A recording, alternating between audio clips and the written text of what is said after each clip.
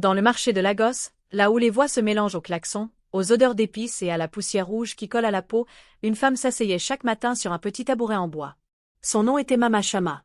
Dès 6 heures du matin, alors que beaucoup dormaient encore, Mama Chama était déjà là. Devant elle, quelques paniers remplis de tomates rouges, de piments brûlants et d'oignons soigneusement empilés.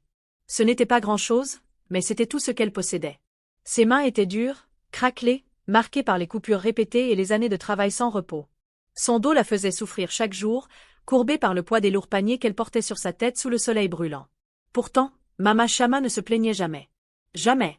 Parce qu'elle avait une raison plus forte que la douleur, plus forte que la fatigue. Elle avait une fille. Sa fille s'appelait Chama. Chama n'était pas une enfant comme les autres. Elle avait des yeux grands et curieux, toujours en train d'observer le monde autour d'elle. Dès son plus jeune âge, elle aimait l'école plus que tout. Les cahiers, les livres, les stylos représentaient pour elle une porte vers un autre avenir. Pendant que d'autres enfants jouaient dans les rues après les cours, Chama restait assise à lire, rêvant de devenir quelqu'un d'important. Chaque matin, à 4 heures, Mama Chama se levait dans l'obscurité. La ville dormait encore quand elle allumait un petit feu pour préparer quelque chose à manger pour sa fille. Parfois, ce n'était qu'un peu de riz ou un morceau de pain, mais elle le préparait avec amour. Ensuite, elle sortait les quelques billets froissés qu'elle avait économisés et les déposait dans la main de Chama pour le transport. « Étudie dur, ma fille, disait-elle doucement. L'éducation est la clé qui ouvrira toutes les portes. » Les années passèrent, et Chama grandit. Elle devint la meilleure élève de sa classe. Le soir, dans leur petite chambre unique, elle étudiait sous une lumière faible. Quand il n'y avait pas d'électricité pendant plusieurs jours, Mama Chama achetait des bougies, même si cela lui coûtait cher. Elle préférait se priver pour que sa fille puisse continuer à apprendre. Il y avait des jours où la nourriture manquait. Dans ces moments-là, Mama Chama souriait et mentait. « J'ai déjà mangé au marché, disait-elle. » Mais une fois la lumière éteinte, elle se couchait le ventre vide, laissant la faim la brûler en silence. Elle souffrait sans se plaindre, parce que nourrir sa fille était plus important que sa propre douleur. Chama voyait tout. Elle voyait sa mère rentrer fatiguée, les pieds gonflés, les épaules tombantes. Elle entendait les moqueries des gens du marché. « Regarde là, la pauvre vendeuse de tomates. » Ces mots blessaient Chama, mais ils la rendaient aussi plus forte. Un jour, assise seule, elle fit une promesse silencieuse à son cœur. « Je ferai tout pour sortir ma mère de cette vie. Je ferai en sorte que chaque larme, chaque sacrifice, chaque nuit de faim en vaille la peine. » Mama Chama, sans le savoir, était en train de bâtir l'avenir de sa fille avec ses mains abîmées. Elle ne possédait ni richesse ni éducation, mais elle avait quelque chose de plus puissant, un amour sans limite. Et cet amour allait changer leur destin à jamais. 20 années passèrent comme un souffle. La petite fille qui lisait ses livres à la lueur d'une bougie n'existait plus. À sa place se tenait désormais Dr Chama Okafor. Son nom était connu dans les couloirs d'un des hôpitaux les plus prestigieux de Lagos. Les patients la demandaient personnellement. Les infirmières parlaient d'elle avec respect. Les directeurs la citaient en exemple. Elle avait étudié sans relâche, remporté des bourses, sacrifié ses nuits et ses loisirs pour atteindre ce sommet. Chama avait réussi. Elle vivait maintenant à Lekki, dans une belle maison moderne aux murs clairs et aux grandes fenêtres. Elle conduisait un SUV flambant neuf, portait des vêtements élégants et des chaussures coûteuses. Son téléphone sonnait sans cesse, rempli d'invitations, de rendez-vous et de réunions importantes. Chaque fin de mois, elle envoyait de l'argent à sa mère. Grâce à elle, Mama Chama ne vendait plus au marché. Elle vivait dans une petite maison confortable que sa fille lui avait achetée dans leur ancien quartier. Mama Chama priait chaque jour pour sa fille. Elle la remerciait pour tout, fière, reconnaissante, heureuse. Mais Chama, elle, avait changé. Pas extérieurement. Intérieurement. Un vide discret commençait à s'installer dans son cœur. C'est à cette période qu'elle rencontra Acha. Acha était tout ce que son nouveau monde considérait comme parfait. Il venait d'une famille très riche. Son père possédait des compagnies pétrolières. Sa mère avait occupé de hautes fonctions dans le gouvernement. Leur maison était une immense villa entourée de gardes, de voitures luxueuses et de domestiques. Acha tomba amoureux de Chama. Il admirait son intelligence, sa beauté, sa douceur. Il la présentait fièrement à ses amis, la tenait par la main dans les lieux les plus chics de la ville. Pour Chama, être avec lui ressemblait à une confirmation, elle appartenait désormais à ce monde-là. Un soir, alors qu'il dînait dans un restaurant élégant, Acha posa une question simple. « J'aimerais rencontrer ta famille. Surtout ta mère. » Le cœur de Chama s'emballa. Ses mains devinrent moites.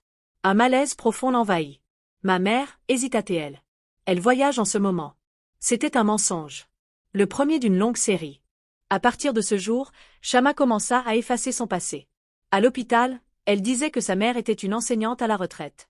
À Acha, Elle parlait d'une famille classe moyenne, discrète et respectable. Elle ne mentionnait jamais le marché. Jamais les paniers sur la tête. Jamais les nuits de faim. Et peu à peu, elle évita aussi sa mère. Elle appelait, envoyait de l'argent, mais trouvait toujours une excuse pour ne pas venir. Je suis trop occupée, maman. Le travail est difficile en ce moment. Je viendrai le mois prochain. Mais le mois suivant n'arrivait jamais. Mama Shama sentait quelque chose. Elle ressentait la distance dans la voix de sa fille. Elle attendait, assise devant sa maison, espérant chaque jour voir Shama apparaître. Mais elle ne se plaignait pas. Elle se disait que sa fille était devenue importante. Que les grandes personnes n'ont plus beaucoup de temps. Pendant ce temps, Shama vivait une autre vie. Une vie faite de réceptions, de rires contrôlés, de conversations polies. Une vie où le passé n'avait pas sa place. Chaque fois qu'elle pensait à sa mère, une onde silencieuse la traversait. Elle se souvenait des mains abîmées, de l'accent, de la simplicité. Elle avait peur que tout cela détruise l'image qu'elle avait construite. Et pourtant, la nuit, seule dans sa maison luxueuse, Shama se sentait parfois vide. Le succès avait tout changé, sauf cette petite voix dans son cœur qui murmurait. N'oublie pas d'où tu viens. Mais Shama refusait d'écouter. Sans le savoir, elle marchait lentement vers le moment qui allait tout briser. Ou tout réparer. Dans l'hôpital où travaillait Shama, tout le monde la connaissait. Son nom circulait dans les couloirs avec admiration. Les patients demandaient à être soignés par elle. Les infirmières parlaient de son professionnalisme. Même la direction citait souvent Dr Shama Okafor comme un modèle de réussite. Mais il y avait une personne pour qui ce succès était une blessure ouverte. Son nom était Gloria. Gloria travaillait dans le même hôpital depuis plus longtemps que Shama.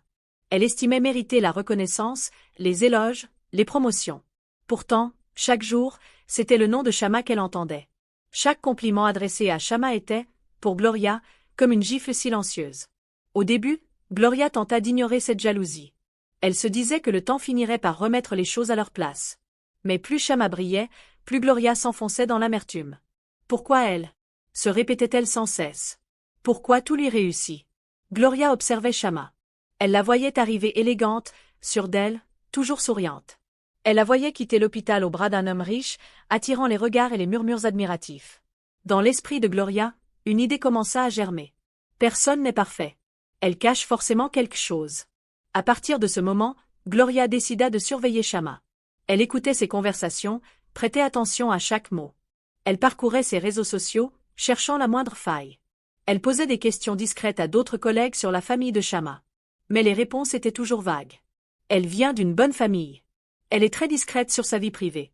Cette discrétion éveilla encore plus la curiosité de Gloria. Un jour, alors que Shama était absente, Gloria entra dans son bureau sous prétexte de chercher un dossier. Son regard fut attiré par un tiroir mal fermé. Elle hésita, puis l'ouvrit. À l'intérieur, elle trouva une vieille photo. La photo montrait une femme âgée, vêtue simplement, tenant un panier de légumes. Elle portait un pagne bleu et jaune à motif particulier. À ses côtés, une petite fille souriait timidement. Le cœur de Gloria se mit à battre plus vite. « Qui est cette femme » murmura-t-elle. Elle comprit immédiatement que cette image n'avait rien à voir avec la version parfaite que Shama montrait au monde. Quelques jours plus tard, par pur hasard ou peut-être par destin, Gloria se retrouva dans un quartier populaire de Lagos, près de l'ancien lieu de vie de Shama. En traversant une rue étroite, elle aperçut une vieille femme assise devant une petite maison, coupant des légumes.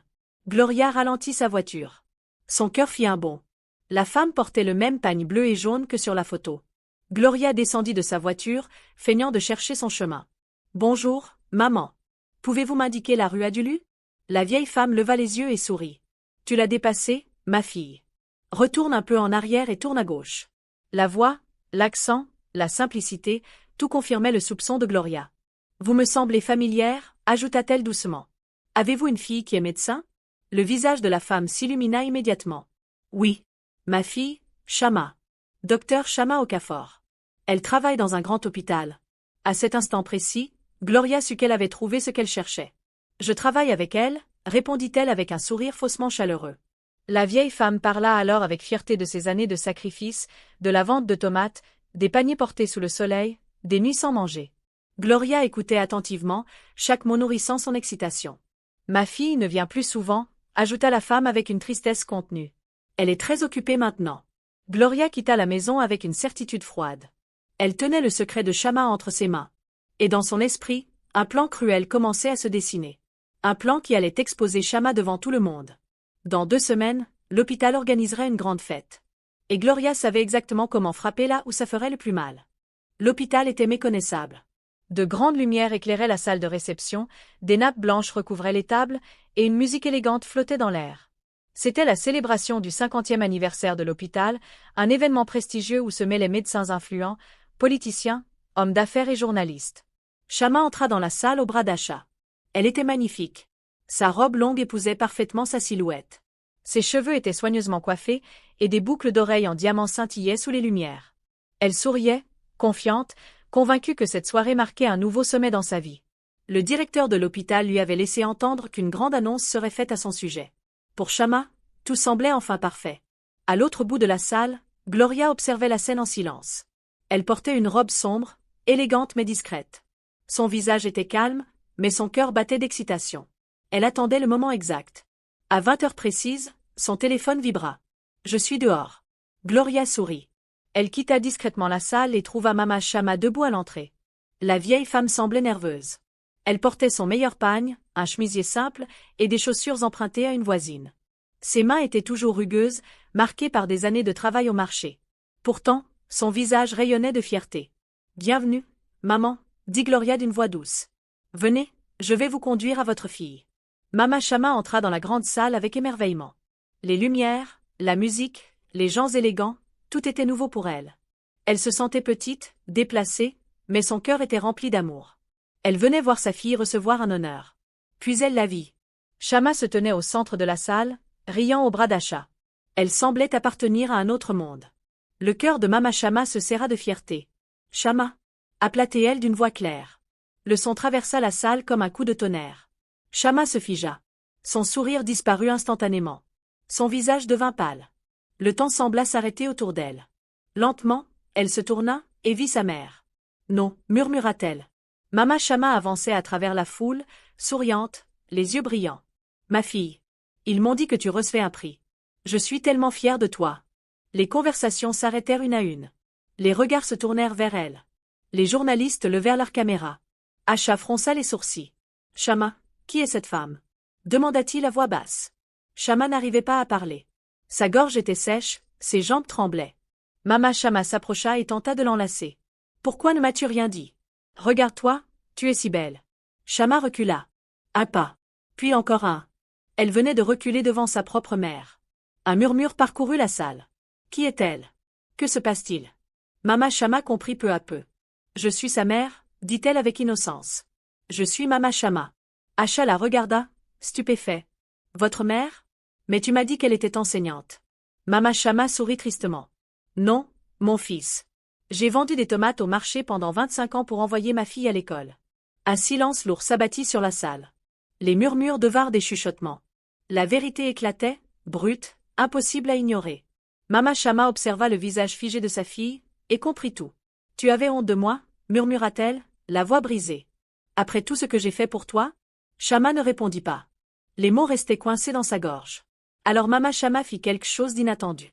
Elle retira lentement son pagne, celui qu'elle portait avec fierté, le seul vêtement de valeur qu'elle possédait. « Voilà qui je suis » dit-elle doucement. « Si c'est cela qui te fait honte, prends-le. » Elle tendit le tissu à sa fille, les mains tremblantes.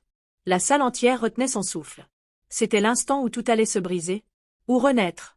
Le silence dans la salle était si profond qu'on aurait pu entendre une aiguille tomber. Tous les regards étaient fixés sur Shama, figée devant sa mère, le pagne encore tendu entre elles comme un miroir de vérité. Quelque chose se brisa en elle. Toutes les années de mensonges, de peur, de honte soigneusement cachées s'effondrèrent en un instant. Shama sentit ses jambes céder.